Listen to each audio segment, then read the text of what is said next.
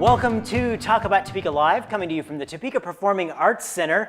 This Just Cause segment is brought to you by The Break Room in downtown Topeka, and we're featuring positive connections. I'm your host, Chris Schultz, on this endeavor into great things happening in our community. And those great things happen because there are people who are willing to work on tough issues, and that's what you guys do at Positive Connections. Debbie, thank you so much for being here. Thank you for having us. And Dustin, thank you so much for being here. Thank you.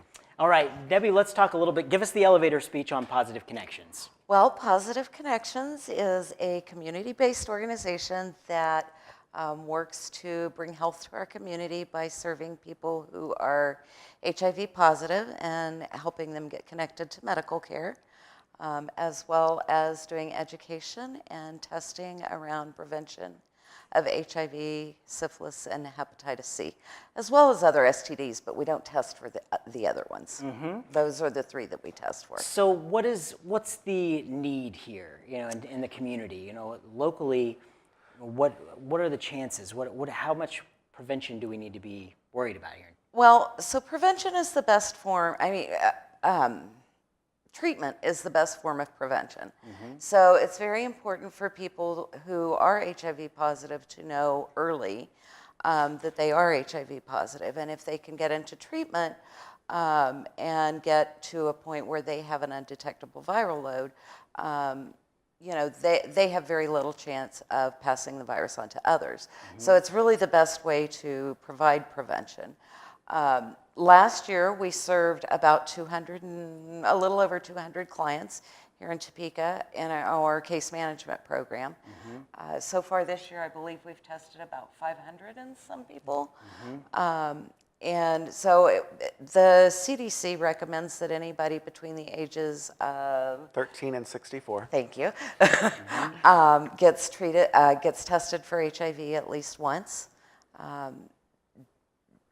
It's a good practice. And this is something that, there are new treatments that are out.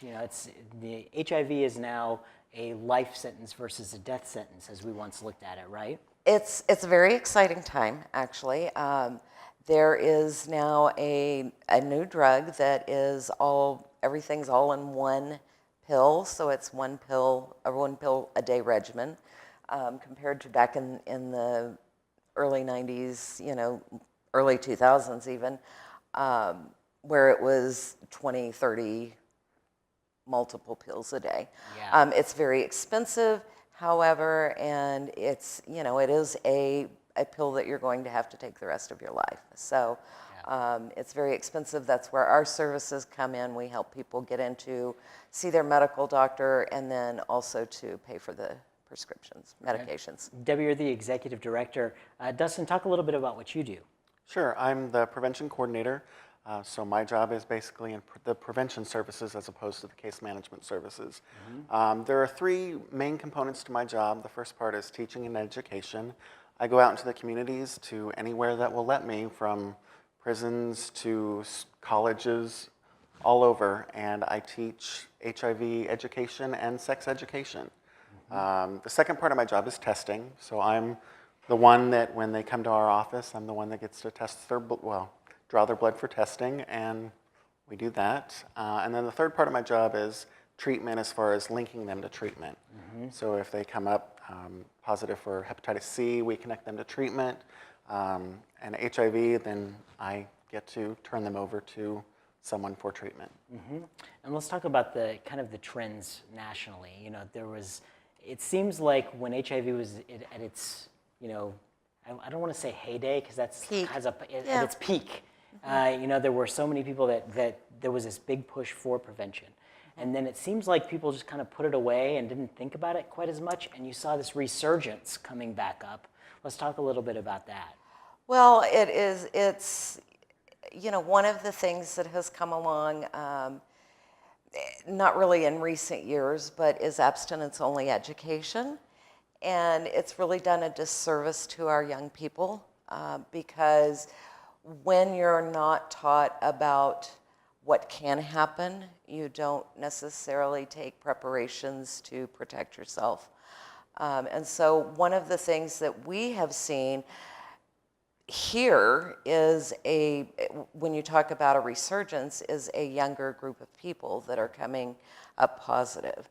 And part of that is a lack of education.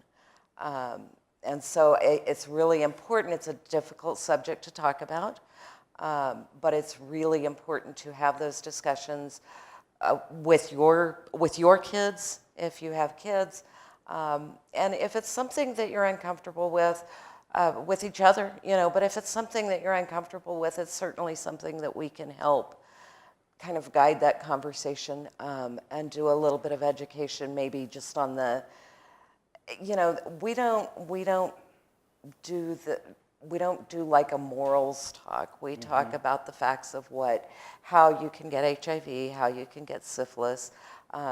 We feel like it's up to the parents, up to each individual adult to decide what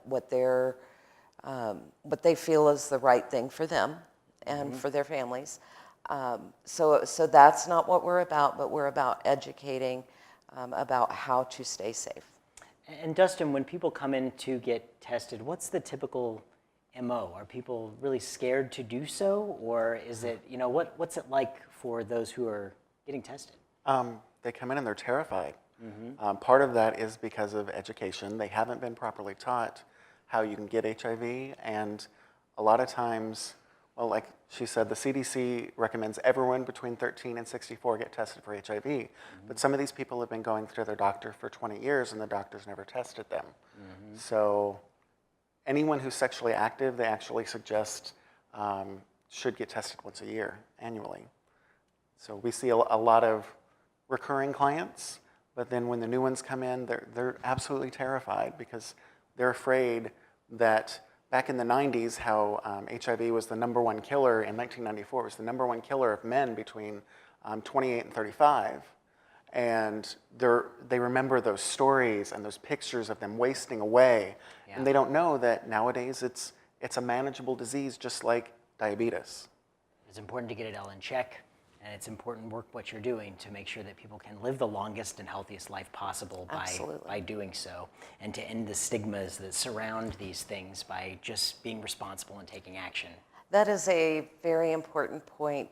There's still a lot of stigma surrounding HIV in particular, and so it's very important to eliminate that stigma and understand that all of these people, all of the people living with HIV are people too, and they're people just like you and me.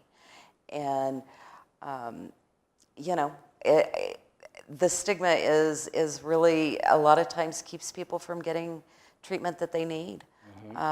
And sometimes doctors don't always know how to talk to their patients. So we've had some horror stories about people in certain ways that they're treated. So, it's really important to just remember that everybody deserves dignity and respect. That's pretty good. That's basically how it works. So let's tell people how they can get some help. You can go to pcneks.org is their website. Give them a call, 785-232-3100. Get yourself set up for an appointment to go and get checked if you need to. And Debbie and Dustin will be there to take really good care of you. Thank you so much for stepping on the show here today and telling us about something that's not necessarily an easy, celebrated issue, but it's necessary. Absolutely. So, thank you for doing that, and thanks for being our local superstars here today. Thank you for having us. This segment was brought to you by The Break Room. From comedy shows to special events and private parties, The Break Room is Topeka's best place to gather and make memories with friends.